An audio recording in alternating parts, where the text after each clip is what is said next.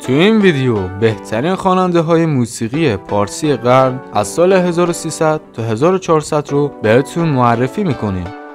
معیارهایی که برای انتخاب بهترین خواننده در نظر گرفته شده شامل جنس، وسعت صدا، تکنیک و مهارت خوانندگی، کارنامه هنری و آثار هیت و ماندگار، میزان تاثیرگذاری بر موسیقی و جامعه، ثبات و طول دوره اوج، صاحب سبک بودن و میزان شهرت و طرفدار تو دوره خود هستش. هی رفقا، به چنل 69 خوش اومدین. اگه برای اولین باره که وارد چنل میشین سابسکرایب و زنگوله کنارشم رو روی آل بذارین.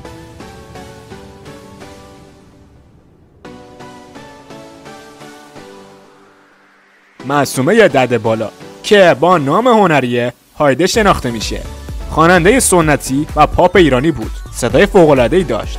اون از سال 1347 تا 1368 فعالیت داشته. هایده خواهر بزرگتر مهستیه، اما دیرتر از اون خوندن رو شروع کرد. با این حال به خاطر صدای بی‌نظیرش بیشتر از خواهرش مورد توجه قرار گرفت. هایده به داشتن ضرباهنگ روان در اجرا و بیان شاعرانه و به همراه تلفیق قدرت حنجره و مهارت در تکنیک آوازی شهرت داشت.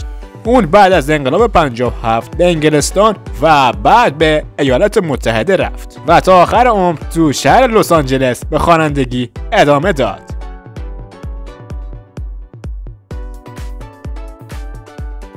محمد رضا شجریان 1319 تا 1399 ملقب به خسرو آواز ایران، موسیقیدان و خواننده موسیقی سنتی ایرانی بود که شاگردان زیادی تربیت کرد. محمد رضا تو سال 1346 تو رادیو با اسم مستعار سیاوش شروع کرد. اون همچنین خوشنویس در خط نستعلی، قاری قرآن، رئیس شورای عالی خانه موسیقی ایران و طراح چند ساز موسیقی و جوایز بین المللی زیادی کسب کرده. تو سال 2010 صدای محمد رضا جزو 50 صدای ماندگار موسیقی جهان قرار گرفت. ابراهیم حامدی 1328 تا همین الان با نام هنری ابی و ملقب به آقای صدا بهترین خواننده تاریخ پاپ فارسیه. ویژگی خاص اون داشتن صدای قدرتمند و رسا و همچنین خواننده باثباتی بوده. ابی خوانندگی رو تو سال 1349 با کمک شهرام شپره شروع کرد. بعد از چند سال به خارج از کشور رفت و با وقوع انقلاب دیگه بر نگشت. داریوش اقبالی 1329 تا همین الان خواننده پاپ ایرانی و محبوب ترین چهره تاریخ موسیقی ایران. داریوش خوانندگی رو تو سال 1349 شروع کرد و تو دهه 50 به اوج شهرت و محبوبیت رسید. اون به خاطر آهنگای سیاسیش و زندان رژیم پهلوی و پس از آزادی ایران رو برای همیشه ترک کرد. داریوش فعال اجتماعی و بازیگر هم بوده.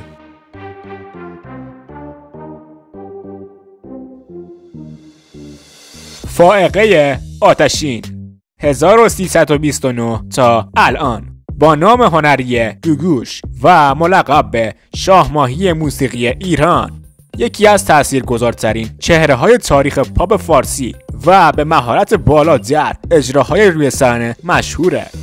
اون بازیگر هم بوده و به عنوان یک نماد فرهنگی تاثیر زیادی تو سبک زندگی خانم‌های ایرانی داشته. گوگوش خوانندگی رو تو دهه 40 شروع کرد و با وقوع انقلاب به مدت 21 سال ممنوع فعالیت بود. سپس تو سال 1379 تونست از کشور خارج بشه و فعالیت هنریش رو دوباره آغاز کنه.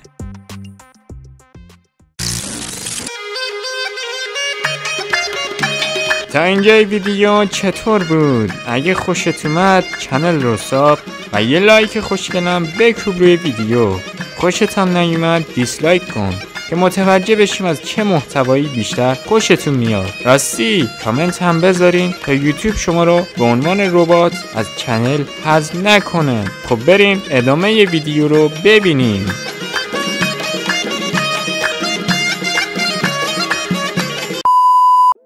حبیب محبیان 1326 تا 1395 خواننده صاحب سبک ایرانی که با سبک متفاوتش جان تازه‌ای به موسیقی پاپ بخشید. حبیب تو اواسط دهه 50 تحت تاثیر از دست دادن مادر و همسرش ترانه‌های غمگین میخوند که همین موجب شد به شهرت برسه. اون چند سال پس از انقلاب به آمریکا رفت و اونجا به فعالیتش ادامه داد و تو سال 1388 دوباره به ایران برگشت. فرهاد مهراد 1322 تا 1381 بهترین خواننده راک تاریخ موسیقی ایران. فرهاد 1342 خوانندگی رو با زبان انگلیسی و برای خارجی های مقیم ایران شروع کرد. اون که به خوندن ترانه‌های اجتماعی سیاسی شهرت داشت بعد از انقلاب ممنوع فعالیت شد. نصرالله معین نجف آبادی 1330 تا همین الان که با نام هنری معین شناخته میشه. خواننده پاپ ایرانی ساکن لس آنجلس. اون اولین ترانه‌شو تو سال 1357 منتشر کرد. با وقوع انقلاب به آمریکا مهاجرت کرد و تا الان 26 آلبوم رسمی منتشر کرد.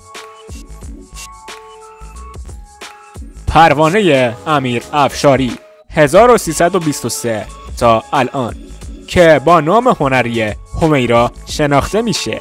خواننده پاپ سنتی ایران.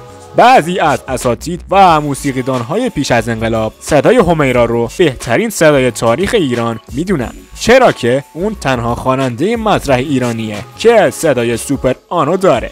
همیرا تو دهه 40 و 50 فعالیت داشت و از خوانندگان برجسته پیش از انقلاب محسوب میشه. اون بعد از انقلاب به آمریکا رفت و اونجا به کارش ادامه داد. علیرضا افتخاری مهیاری 1337 تا همین الان موسیقیدان، آهنگساز و خواننده سرشناس دهه 70 ایران که از سال 1357 تا به امروز فعالیت داره. به سبب خوانندگی در مقام‌ها و سبک‌های مختلف موسیقی سنتی، تلفیقی و پاپ به عنوان مرد هزار چهره موسیقی ایران از اون یاد میشه.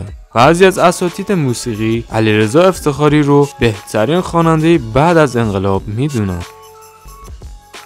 سیاوش قمیشی 1324 تا همین الان یکی از خواننده های صاحب سبک پاپ فارسی و به عنوان پایه‌گذار موسیقی ترنس تو ایران شناخته میشه. اون اولین هنرمند ایرانیه که تونسته برای یک آهنگ هر 4 بخش اصلی اون رو، یعنی ترانه، آهنگ، تنظیم و خوانندگی رو به تنهایی خودش انجام بده.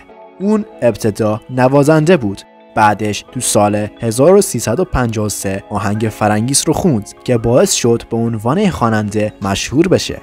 بعد از انقلاب هم به آمریکا رفت و اونجا به خوندن ادامه داد. افتخار زده بالا 1325 تا 1386 که با نام هنری مهستی شناخته میشه. خواهر کوچکتر هایده و خواننده پاپ و سنتی ایران که بهش لقب بانوی حنجره داده بودن. مهستی از 1344 شروع کرد و تا پایان عمرش خوندن باثباتی داشت. اون کمی قبل از انقلاب به خارج از کشور رفت. بعدش نتونست به کشور برگرده و برای همیشه تو آمریکا ساکن شد. اکبر گلپایگانی 1312 تا الان معروف به گلپا، از خواننده های برجسته ایران به تحریرها و چهچه های سنگین تو موسیقی سنتی مشهوره. اون تو دهه 30 فعالیتش رو شروع کرد و تا دهه 50 محبوب ترین خواننده سنتی ایران و رکورددار تعداد اجرا تو برنامه گلها بود. سبک سنتی گلپا که بیشتر در حال و هوای بزم‌نشینی بود بعد از انقلاب مجوز فعالیت نیافت و اون به مدت 20 سال خونه نشین شد. فریدون فروغی 1329 تا 1380 آهنگساز، نوازنده و خواننده سبک پاپ و راک ایرانی بود که تو دهه 50 به شهرت رسید. اون بعد از انقلاب هم به فعالیتش ادامه داد تا اینکه تو سال 1363 کلاً ممنوع الفعالیت شد. ویگن دردریان 1308 تا 1382 ملقب به سلطان جاز ایران، بازیگر سینما و خواننده ارمنی تبار، تو سال 1333 با خوندن ترانه مهتاب عصری نو تو موسیقی فارسی ایجاد کرد، چرا که برای اولین بار موسیقی ایرانی با سازهای تماما غیر ایرانی اجرا شد. بعد از انقلاب به آمریکا مهاجرت کرد و تو اونجا با قدرت به فعالیتش ادامه داد. خب رفقا، ما اومدیم تو این ویدیو در مورد بهترین خواننده های ایران قدیم صحبت کردیم.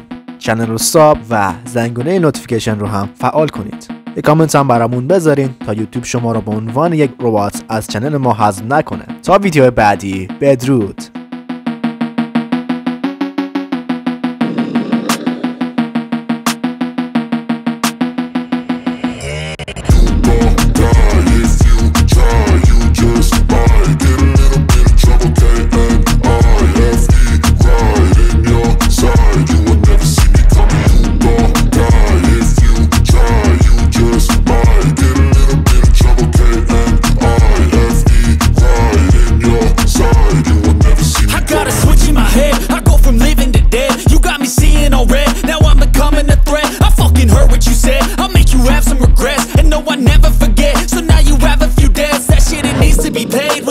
Some sort of pain, you caused a permanent stain which has determined your fate. I've never seen so clear, I feel the end and it's near. The day of reckoning's here, the sound of deafening fear.